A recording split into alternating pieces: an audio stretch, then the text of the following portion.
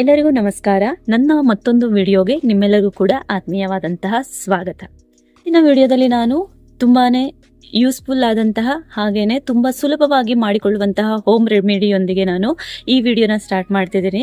ಇವತ್ತಿನ ಹೋಮ್ ರೆಮಿಡಿಯಲ್ಲಿ ನಾನು ಕಣ್ಣಿನ ಕೆಳಗಡೆ ಆಗುವಂತಹ ಕಪ್ಪು ಅಥವಾ ಡಾರ್ಕ್ ಸರ್ಕಲ್ ಅಂತ ನಾವೇನು ಹೇಳ್ತೀವಲ್ವಾ, ಅದಕ್ಕೆ ನಾವು ಯಾವ ರೀತಿಯಾದಂತಹ ಮನೆ ಮದ್ದನ್ನ ಮಾಡ್ಕೊಬಹುದು, ಯಾವ ರೀತಿಯಾಗಿ ಮನೆ ಮದ್ದನ್ನ ನಾವು ಮಾಡಿಕೊಂಡು ಡಾರ್ಕ್ ಸರ್ಕಲ್ನ ನಾವು ಹೋಗಿಸ್ಕೊಬಹುದು ಅಂತ ಈ ವಿಡಿಯೋದಲ್ಲಿ ತಿಳಿಸ್ಕೊಡ್ತಿದ್ದೀನಿ.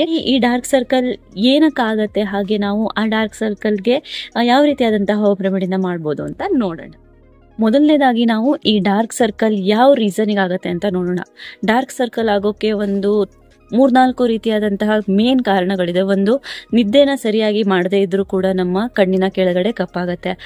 ಹಾಗೇನೆ ತುಂಬಾ ನಾವು ಮೊಬೈಲ್ನ ನೋಡ್ತಾ ಇದ್ರೆ, ಕಂಪ್ಯೂಟರ್ ನೋಡ್ತಾ ಇದ್ರೆ, ತುಂಬಾ ಹೆವಿಯಾಗಿ ಸಿಸ್ಟಮ್ಗಳನ್ನ ಯೂಸ್ ಮಾಡಿ ವರ್ಕ್ ಮಾಡ್ತಾ ಇರುವಂತವ್ರಿಗೂ ಕೂಡ ಕಣ್ಣಿನ ಕೆಳಗಡೆ ಕಪ್ಪಾಗೋದನ್ನ ನಾವು ನೋಡ್ಬೋದು.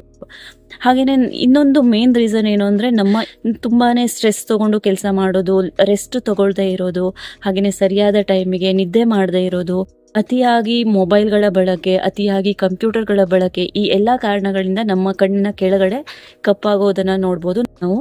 ಇದಕ್ಕೇನೆ ನಾವು ಡಾರ್ಕ್ ಸರ್ಕಲ್ ಅಂತ ಕೂಡ ಹೇಳೋದು. ಈ ಡಾರ್ಕ್ ಸರ್ಕಲ್ ಆದವಾಗ ನಾವು ಕೆಮಿಕಲ್ ಇರುವಂತಹ ಕ್ರೀಮ್ಗಳನ್ನ ಬಳಸೋದಕ್ಕಿಂತ ನಾವು ಮನೆಯಲ್ಲೇ ಸಿಗುವಂತಹ 1-2 ವಸ್ತುಗಳನ್ನ ಬಳಸಿ ನಾವು ಈಸಿಯಾಗಿ ಕೂಡ ಡಾರ್ಕ್ ಸರ್ಕಲ್ನ ಹೋಗಿಸ್ಕೊಬಹುದು. ಆ ಹೋಮ್ ರೆಮಿಡಿ ಯಾವುದು ಅಂತಂದ್ರೆ, ಎಲ್ಲರ ಮನೆಯಲ್ಲೂ ಅಲೋವೆರಾ ಗಿಡ ಇದ್ದೇ ಇರುತ್ತೆ. ಅಲೋವೆರಾ ಜೆಲ್ನ ತಗೊಂಡು ಅದಕ್ಕೆ ಸ್ವಲ್ಪ ಅರಿಶಿಣನ ಸೇರಿಸಿ ನಾವು ಆ ಅಲೋವೆರಾ ಮತ್ತೆ ಅರಿಶಿಣ ಸೇರಿಸಿರುವಂತಹ ಪೇಸ್ಟ್ ಅನ್ನ ನಮ್ಮ ಕಣ್ಣಿನ ಸುತ್ತ ನಾವು ಮಸಾಜ್ ಮಾಡೋದ್ರಿಂದ ಡಾರ್ಕ್ ಸರ್ಕಲ್ ಕಡಿಮೆ ಆಗುತ್ತೆ.